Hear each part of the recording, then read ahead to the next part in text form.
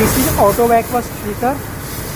So loo will come from this side and go inside, and oil will come from inside to outside. Filtration will occur and dirt will be sit inside. Okay, and oil will come also. So in every filter this process will be happen. Oil will come, filtration occur, and oil will be come out through this side. And we will put oil will be come from this side, because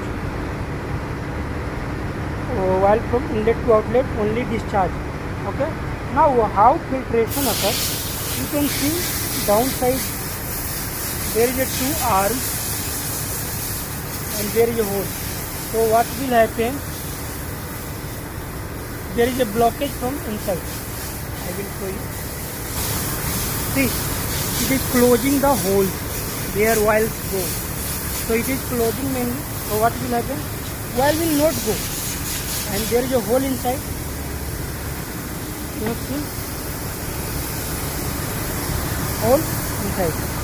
So oil will not go. Oil will not come. Oil will go from here, and let's think if it is like this, then what will happen?